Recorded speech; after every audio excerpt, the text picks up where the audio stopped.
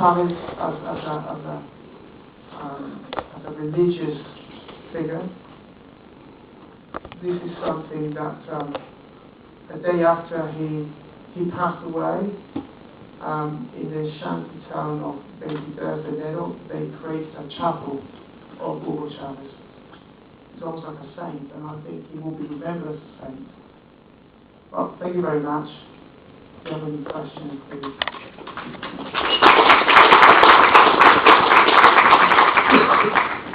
Thank you so much for this very interesting lecture.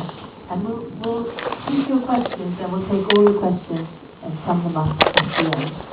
And now we're looking forward to hearing some comments on this from Dr. Richard Lalander, Associate Professor and Senior Research Fellow at the Department of Political Science at Stockholm University. Please. Thank you very much. A pleasure, and thank you, Ryan, for your very interesting presentation. I will try to reconnect to a few issues launched during your presentation here. I prepared a PowerPoint myself. I use almost the same picture from the same day, the final day of the electoral campaign of October last year. Well then, good that you went through the historical context very briefly. Then I will not have to reconnect to that. I was actually in Venezuela, as a few of you know, on the 4th of February 1992. So I experienced the coup attempt by then Lieutenant Colonel Hugo Chavéz.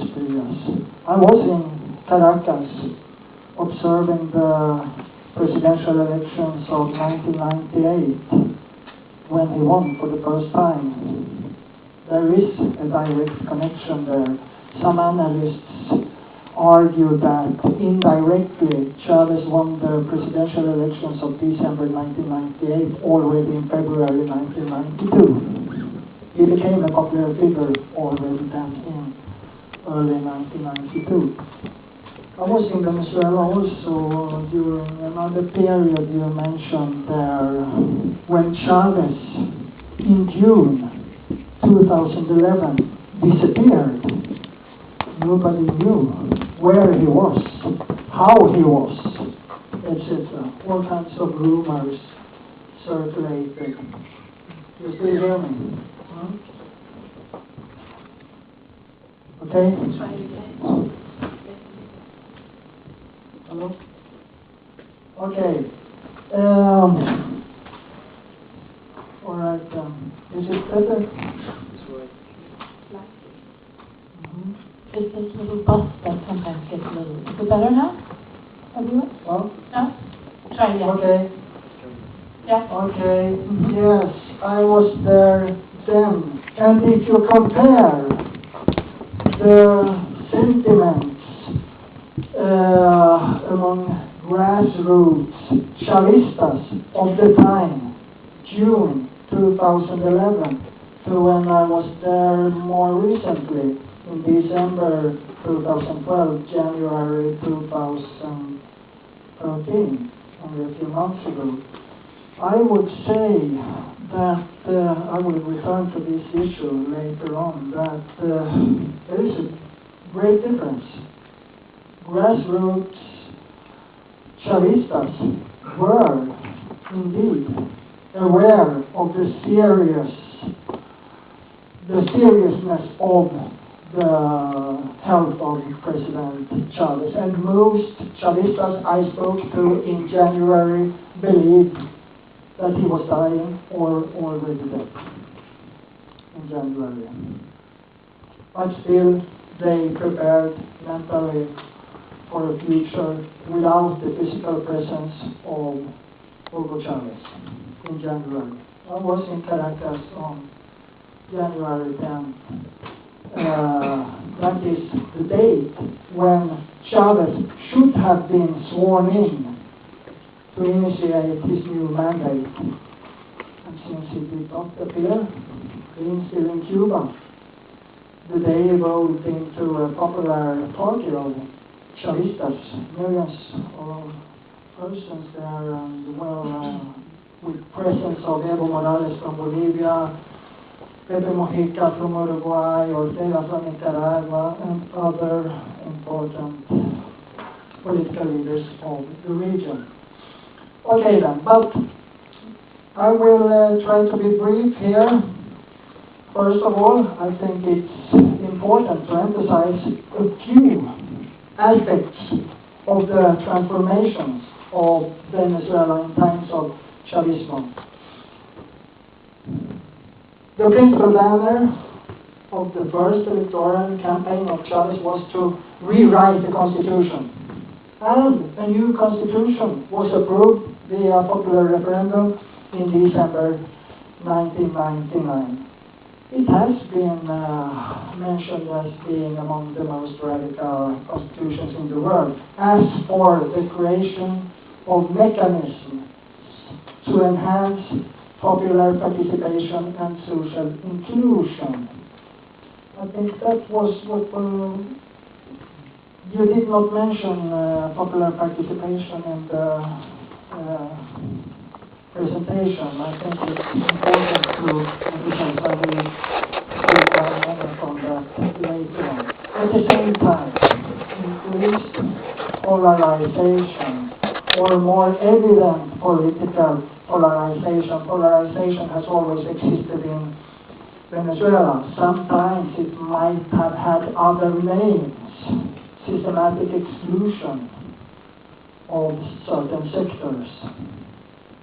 You mentioned that, well, that visibilization aspect, the visibilized sectors, parts of the population that never had been considered earlier.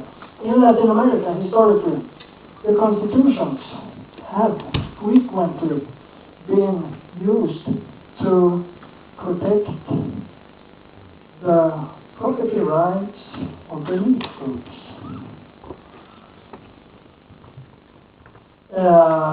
In the referendum of 2007, the most radical proposal to rewrite the constitution again, which Chavismo lost. Then some articles that were suggested there evidently challenged the property rights of elite groups. And Chavismo lost with a minimum margin, as you mentioned that. Other problems, insecurity, crime, violence, has increased in times of Chávez. Yesterday I received a more positive report for Greater Caracas, where they have managed to reduce the crime figures a bit. Corruption, still a huge problem in Venezuela. Bureaucratism, that is exaggerated bureaucratic behavior, because bureaucracy could be perceived as something positive also within the functioning of the state. Inefficient institutions, question mark. Yeah, well, I would say so to some extent. But we need to problematize that too from the viewpoint of the parallel sphere in Venezuela, the popular power that will be mentioned. Populist, the Chávez cult. Chávez was a myth already in life. That mythical dimension has deepened after his passing away, far beyond the Venezuelan borders. Chávez controls mass media is a common statement. Well, I think that the government controls 8% of media. Oppositional actors more than 90%. Massive government vote by delivery of welfare policies? Well, it could be viewed from different standpoints, of course. To give an apartment, to subsidize food, education, and everything. Or is it simply vote? Human rights in Venezuela, another buzzword there. Venezuela was elected member of the Council of Human Rights in the United Nations recently. New strategic international alliances have been criticized, for instance, by Obama, the relationship most of all with Iran. The stronger role of the state in the economy, especially since 2006, with expropriations, nationalizations of foreign and domestic companies in land. At the same time, a reduction of poverty.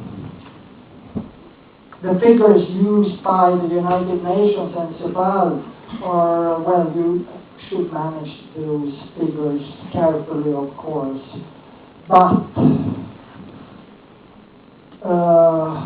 relevant reduction at least, and all the changes are not reflected in the figures of income poverty, the reduction of income poverty, the access to health, for instance, or access to education.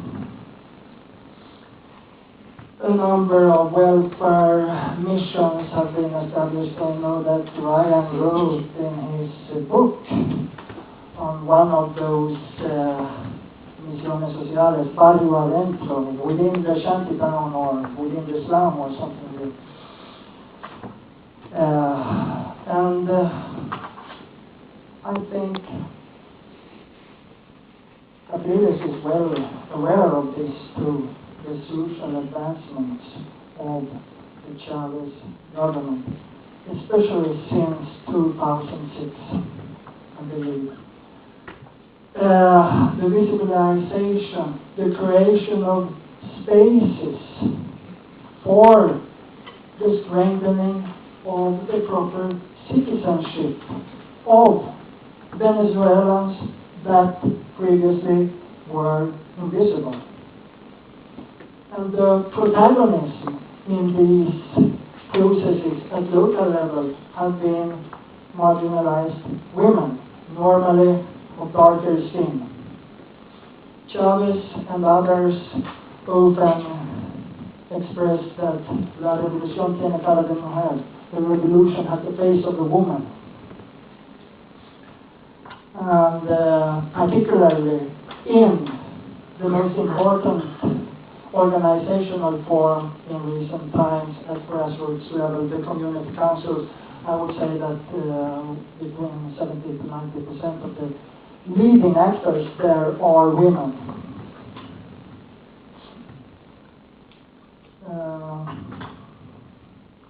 So, that has happened too. How many minutes? A few minutes? 5. Okay.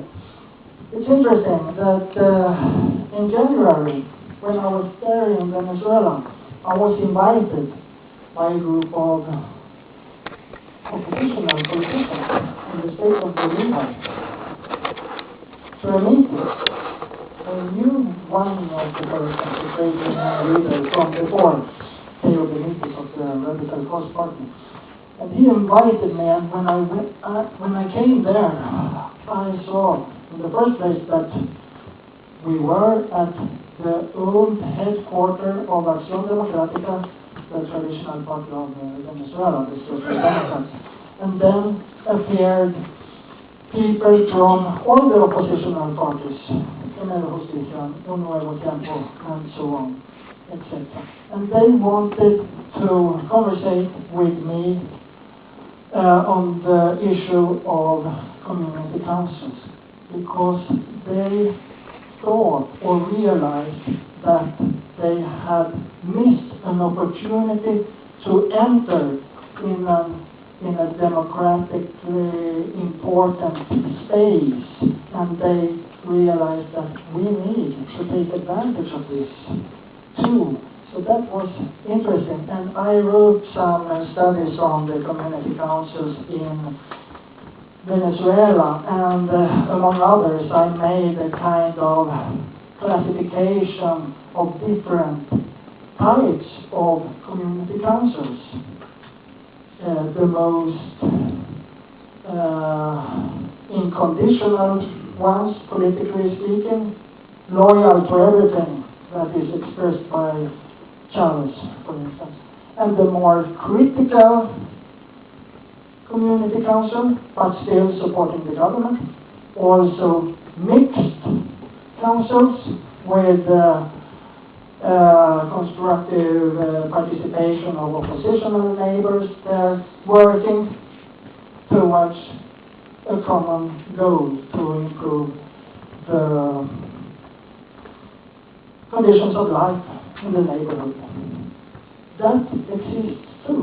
A lot of activism there. At the same time, the councils have been used for electoral or mobilizational purposes at times to support the government.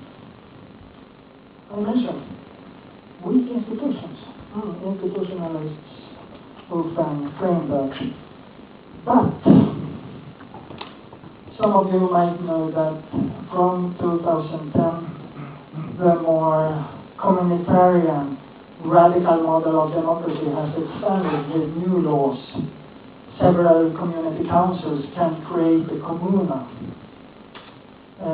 or even in the next step, a city commune, to possibly compete as for jurisdiction with major actors.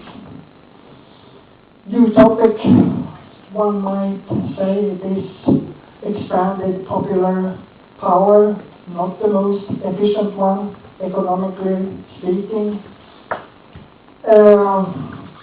That has expanded. I say that, well, the political system, it's still a liberal representative structure. The electoral system is still liberal.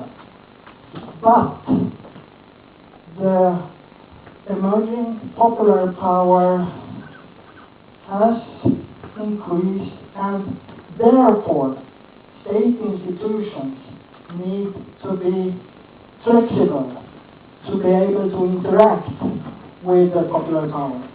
Not an easy task. Depends also on the attitude of mayors, governors, and other authorities at different levels. I will not have time to go through that. From even before Maduro was officially elected in April, or always, there have circulated rumors of factionalism, divisions, internal struggles within Chavismo. I would say it's important to one division that Professor Steve Elmer labels the division between cultural optimists, that is, giving priority to the cultural goals of the Bolivarian Revolution, and then accordingly sacrificing some economic efficiency. The cultural optimists are against the more realist faction, hardliners within Chavismo. Yesterday, telephone conversation was presented by some oppositional deputies. Maybe some of you heard about it. Ismael Garcia, a former ally years back of Chavismo, presented a supposed conversation between an important Chavista spokesman Mario Silva. I spoke with a Cuban official, and the conversation should have revealed conspiracy from within Chavismo, also corruption, etc. The government and the included persons deny and claim that it's a manipulation. Maduro did not present his own government program. He kept the fatherland plan from Patria of Hugo Chávez. That is the political legacy of President Hugo Chávez. So Chávez was more important than Maduro in these elections. He is referred to today as El Comandante Supremo, or El Comandante Eterno, or El Gigante.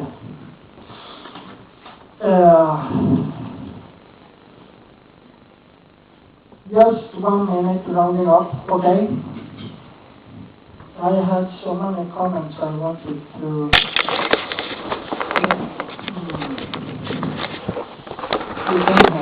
you mentioned the motto, we against them. That's typical in studies of populism. The populist leader needs to have an enemy, a common enemy of the people. That enemy could be domestic, the elites, the establishment, the spoiled ones, his brothers, or it could be an external, neoliberalism, or George W. Bush, us against them. And another statement frequent in studies of populism is that populist movements depend so much on their maximum leader, and they die. The movement dies with the death of the leader. Not always the case.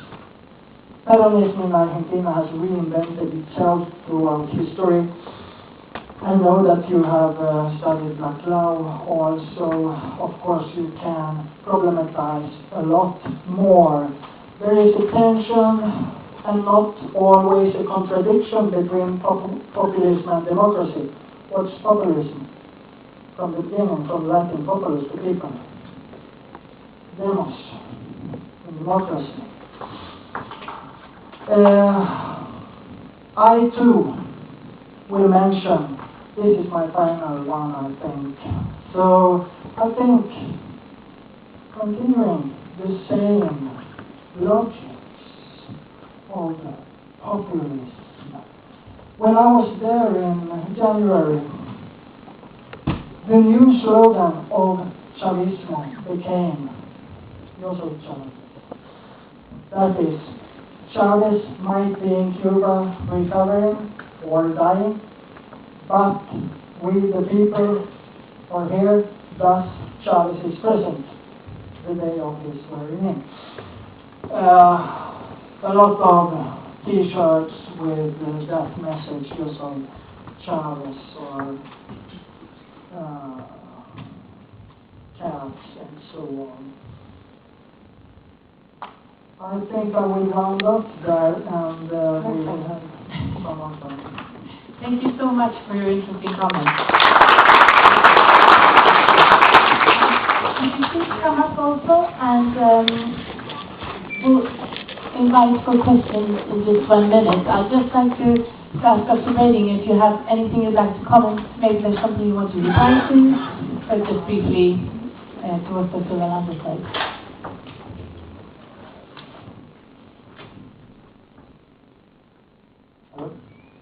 It's very, very interesting the way you sort of framed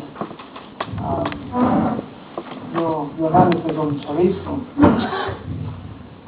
You did mention about sort of participative democracy, which is a key element in the new constitution, and in the constitution, exclusion when Chavez was elected in 1998, he would have been a very moderate populist. Radicalism really took hold after the coup in April 2008. And when they lost the oil industry, the opposition lost it. More than 80,000 oil executives and very, very well qualified Venezuelans lost their job. And that really automatically Chavismo at that moment was benefiting from a bonanza that just started. So really getting the previously excluded, getting those who before had no voice, who were the barbarics, there were the mob, there were second-class citizens. All of a sudden, they are the boss. They can do whatever they want. And they've got community centres, they've got social programs, they've got all these types of ideas with plenty of cash to really change their life. So really, that was really a good thing in many ways. And you did mention about some Capriles, and since 2006 he realised that social programs is a good thing. And he promised that if I'm elected in 2012, the social programs will continue. I'm not going to stop that. And that's totally true. And I did ask Leopoldo Lopez, what do you think, what's the good thing Hugo Chávez has done? I think the constitution is very good, much better constitution, and the social programs are good too. So, you mentioned that, and that's something we can discuss later on, really. I think that's something. And have you, what are your thoughts on what Mr. Orlando said about the internal problems now? How serious are they? Another good question, point. I was talking to a Venezuelian in London last week. I'm not sure if you know Vladimir Mujica. He's the brother of Felipe Mujica of MAS, Movement of Socialism. And then he said to me that there's a faction in Chavismo that is not happy with Maduro, not happy with yourself. There's a faction that they are waiting for the right moment to split from Chavismo. So there's a lot of internal conflict going on there at the moment. How many factions are there? I don't really know. But what I do know is that there is conflict not only on the recount of the votes, but also there are Chavistas who do actually think that the recount has got to be done thoroughly. So I'll suppose it will be the moderate Chavistas against the radical Chavistas. Yeah. And how important, being an economist, I'm always interested in that, but how serious are the economic challenges now? How important will they be for politics in the near future? Yeah. Last week, Maduro made a very, very drastic statement that all the housing programs, basically giving free houses to people, he said last week, now everybody's got to pay for them. They're not free. And that is the 45% annual increase I mentioned to my presentation. And they basically say, look, things are not free anymore. There's no such a thing as a free lunch in Chavismo anymore. People have money. Basically, the country is bankrupt.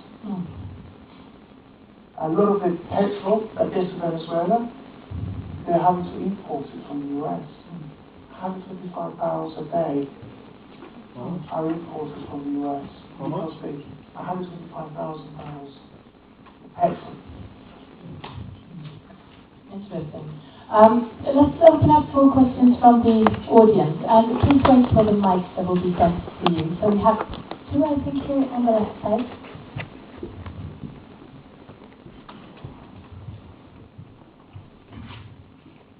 Well, thank you. First of all, thank you very much, both of you, for an excellent description of the situation in Venezuela. I have two questions regarding the future. The first one is regarding Maduro. Have you seen any tendencies that Chavismo is trying to enforce or make Maduro into a national iconic leader, or do you think they will stick with Chavez? The second one is basically, when a strong leader such as this disappears, what's your estimation of that there will be a power gap or a power vacuum? And what are the results of a potential power vacuum? Do you think that there will be increased instabilities or potential violence in Venezuela? Thank you. Yeah, good questions. I think, the first question, I think Maduro does not have the charisma, he does not have the experience, and he does not, he doesn't stand, he cannot really compete with someone like Chavez, and I think that he cannot really even compete with Populist. Populist has been a governor for several years now, and he was also the mayor of Sucre or Artillo. So he has good experience sort of dealing with people in the shanty towns. Maduro doesn't have that. He was abroad most of the time, staying in five-star hotels. You know, as a foreign secretary, as a minister of foreign affairs. So, in a way, I don't think that the party, if anything, will try to get rid of him, rather than build him, make a cult of personality. Power gap, I think both questions are very much related. Yes, there is a power problem there at the moment. But I think the key problem of this power vacuum is because the revenues are not there. So the thing is, corruption has expanded to such a level that really, my view is that populism, corruption went into the shanties. Before corruption was with the better educated, the elite, the middle class, the elite, those who have some connections with business and politics. So the corruption was relatively well organized, it was well hidden, but now it's just basically everybody can get a bit of it. And all these community councils and social programs, a lot of them haven't succeeded, is because of corruption. So if the money's there, I think it will manage to continue.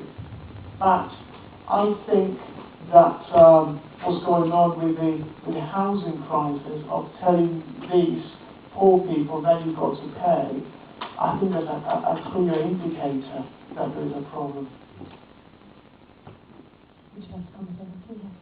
Well, I agree with most of your responses. First of all, of course, Maduro cannot ever be compared to Chavez. And he was not meant to be there, his own words. This position does not belong to me. He's only there because he is the expressed legacy of Hugo Chávez. I do not think that he will evolve into another icon of, to the degree of Chávez. That would be very difficult. He is replacing the leader, the maximum leader that continues to be the leader even after his death of Chavismo. Whether I think some would have supposed that the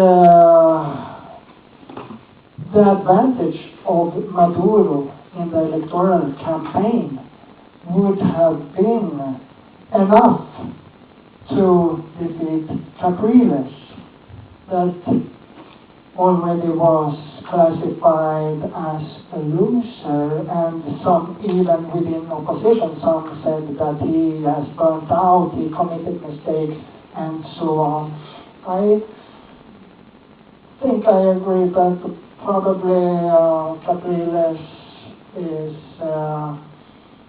more skilled technically in public appearances, although Maduro learned a lot. He was a rather discreet minister earlier. He comes from a very modest background, poor kid, active politically very early, trade unionist, bus driver, and so on. He went in bus to the electoral rallies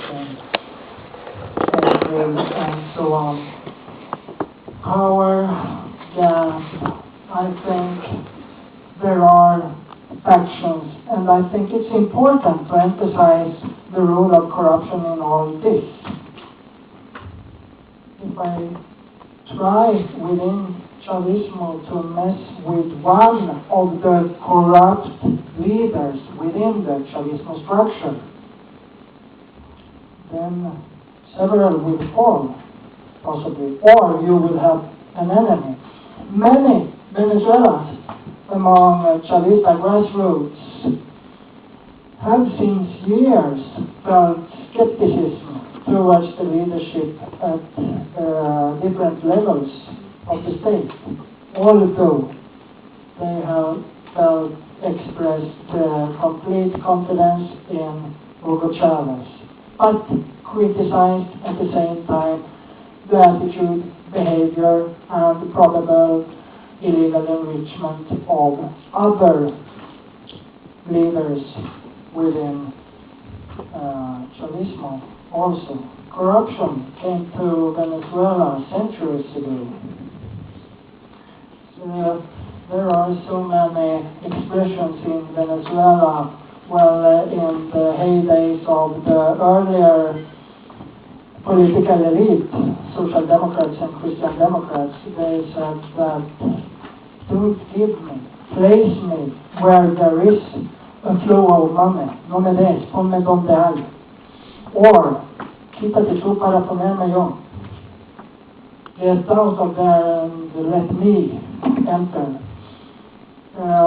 So, clientelism, corruption, an old phenomenon. Chavez said on the night of the 6th of December in 1998, I will not tolerate any corruption within our proper files. And the higher the rank or position, the harder the punishment. There are some corrupt Chavistas in jail today. Another question? Hello. Also, Smedler, I have quite some experience from working and living in Latin America. A problem in Latin America in general is the large differences between those who have and those who have not. It's expressed in the Gini coefficient, where you can see precisely this problem. So when Chávez came on board, he has not used the term Chavismo. He has used Revolución Bolivariana, which means he's recalling the revolution of Simón Bolívar, bringing it to the benefit of the people, some kind of a liberation. However, in 2002, as you precisely explained, the long strikes and the very strong opposition against Chávez in some way radicalized the movement that he was heading.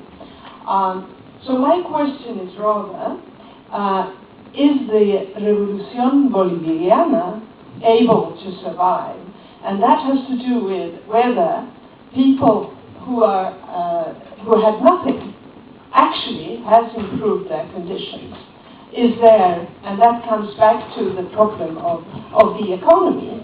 None of you showed the figures on how poverty was actually developing, or reduction of poverty, increase in health indicators as well, and so on, and education. And also, remember, it's not the only country where you have a similar movement. Bolivia and Ecuador are very similar movements as well. My question is therefore, is there in the political movement, in the social movement, in the quest for a larger increase in participation, a possible continuation of the experience and the revolution in Venezuela? Thank you. Right, you really sort of, you mentioned a very important word, which is the word revolution. And one of the things that I've learned is that a person who claims to be a revolutionist does not accept dialogue. A revolution will always have an enemy. Basically, a revolution is trying to radically change something. And what Chávez, right from the start, by using Simón Bolívar, he was trying to use it almost like a tool to give himself the credentials that Bolívar has with the society and as an American. It's almost like I am like the son of Bolívar. I am the resurrection of Bolívar. And I'm here to do the unfinished business of Simón Bolívar. So really, there is something that I use in my book, which is desire. And desire is a word and analysis, which is psychoanalysis. It comes from Jacques Lacan. And it's trying to explain fulfillment to come. Someone who has been excluded now is included, and when that process of feeling complete, when is that inclusion fully fulfilled, it's never there. You did mention in terms of inequality in Latin America, and I think in Venezuela there is inequality, but you know, when a revolution is supposed to improve the lives of Venezuelans, but really my key experience is that this revolution is trying to exclude those who are supposed to be benefiting before from the oil and from the mainstream of society. So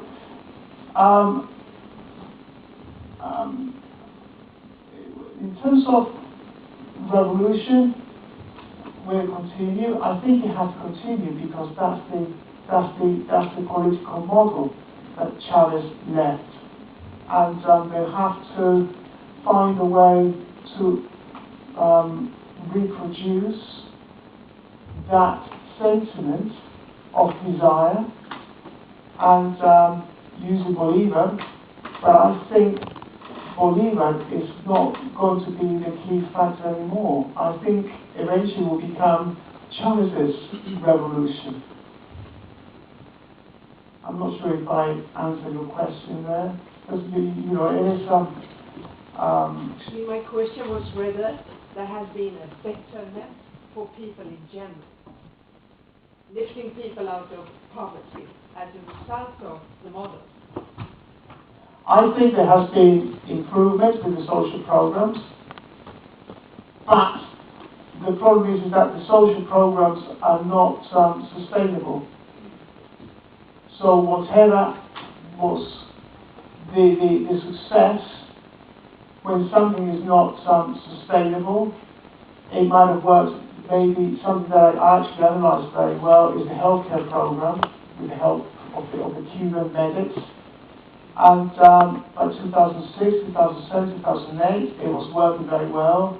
By 2009, of 3,000 modules, like small sort of elementary clinics, 2,000 were closed because there were no doctors there. So in a way, if I'm going to look in terms of figures of that the government gives to other international institutions like the UN or the World Bank, I think you have to look at it with a pinch of salt, whatever figures you get. And about inequality or Gini coefficient, how has that changed? Do you know? Well, one of the problems that the country is having at the moment is there is a shortage of food, and I think that's another indicator. Trying to answer you on that is that the government has expropriated a lot of private companies and a lot of land, but somehow nothing seems to work. For instance, in 1998, Venezuela was exporting rice. Now it's having to import rice. Black beans are having to import rice from Nicaragua, having to import coffee from Cuba and Nicaragua. So those are the things that we have to look into to get the genuine analysis and the results of whether there has been an improvement on people that were previously excluded. We have another question? Thank you very much. It's one question and one reflection, but a rather brief actually. The first question is to what extent do you think the Venezuelan people would accept violent strategies either from the government or from the opposition, or what political cost would attach itself to using more violent means to keep in power, or equally, the same question goes for electoral fraud, for instance, if it would be proven that there are fraud. How much would it damage the political project, either of the government or of the opposition, in case they would use violence? And the second question is more of a reflection on how charismatic authorities such as Hugo Chávez represented can be conserved. Isn't one way of conserving it, or one requisite of conserving it, exactly that the charismatic leader dies when everything is still going well, as was almost uncommonly so by Hugo Chávez? Now, for the future, he will always be seen as the one who didn't have to implement any large-scale cutbacks or any decreases, or things were still going rather well. So in that sense, wouldn't it be true to say about exactly Chávez's demise at this point, he might have cemented his political movement's legacy in a long term for as an ideological project, somewhat like what Perón did in that sense, or particularly Evita Perón, the parallel to be drawn. Thank you. Thank you. I think also if you have another question, would you move to that question as well? Then you can both comment on the question. Yeah. Thank you for the presentations. I want to make some reflections about the legacy of the Bolivarian process and the Bolivarian government, because when I come to Sweden for 1999, I remember, I'm Colombian, that many Colombians that were established here in the country, they were planning to went to Venezuela to help people in the poor neighborhoods. During the last 30 years, Venezuela has changed totally this picture. This is not a receiver of help.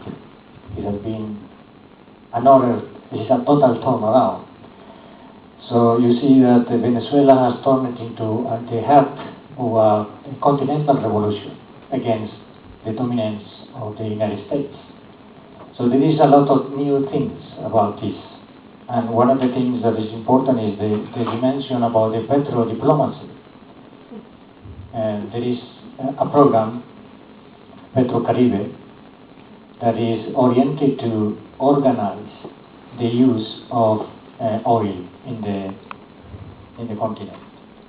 And the program is providing oil to small isles and small countries in the Central America in order to be independent from the supplies from the transnational corporations.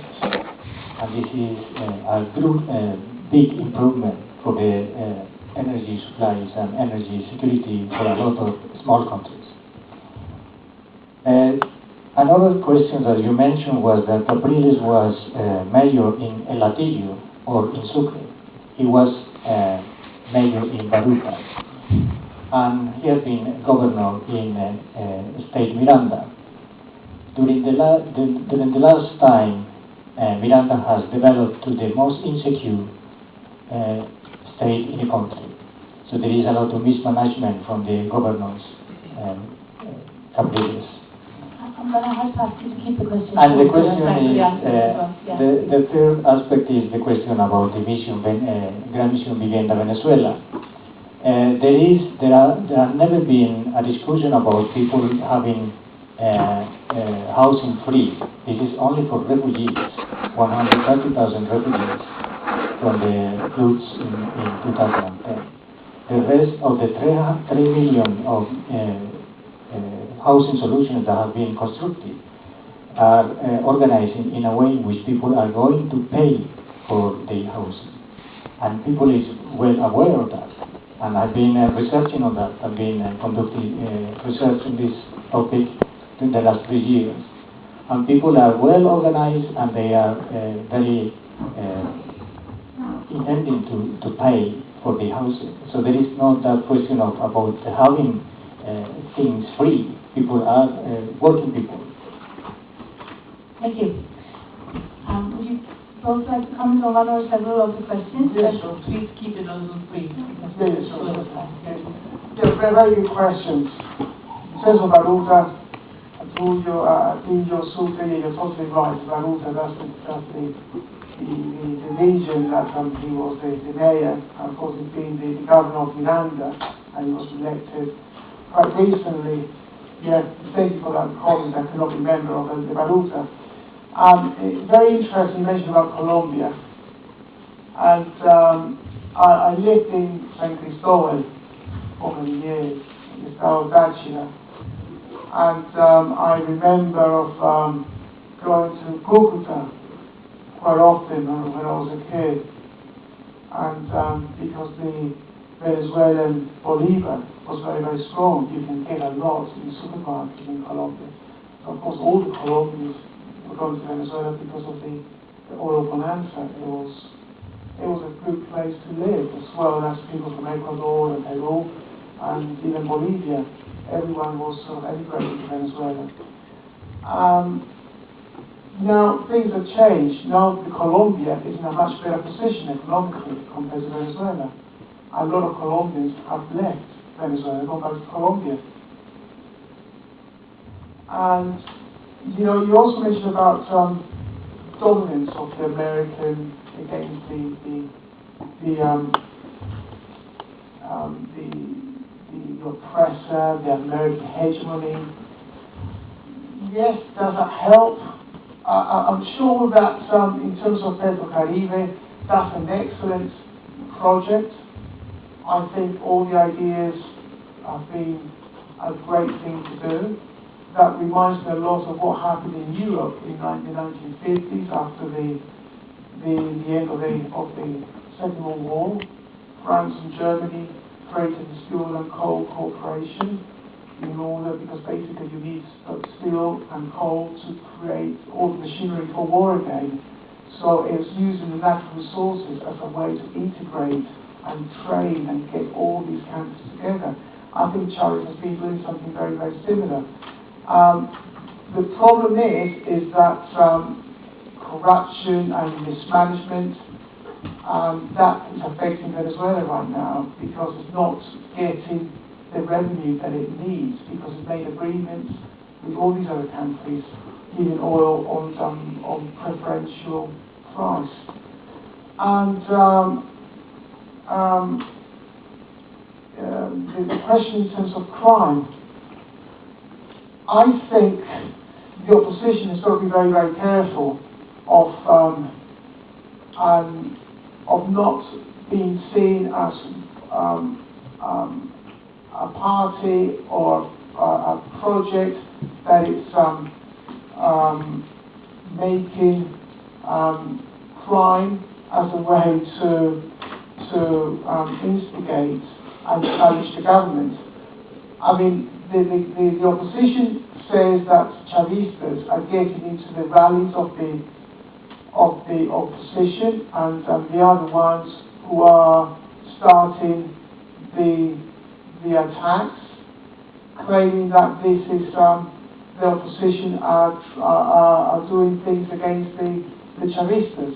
So in a way, I think it's very difficult to know what's the truth unless you're there.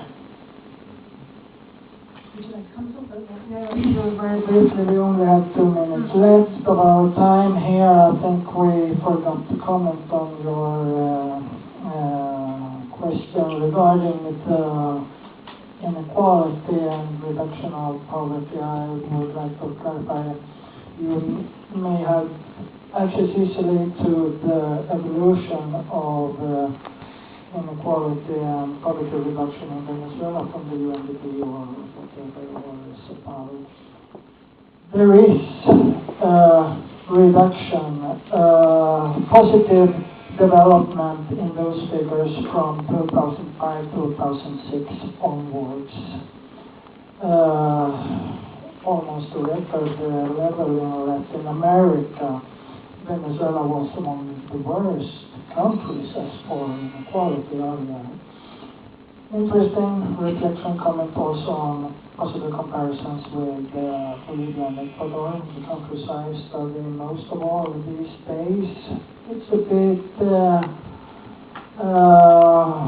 strange that the strongest movement of popular participation has developed in Venezuela. Bolivia and Ecuador are countries with strong historical traditions of social movements.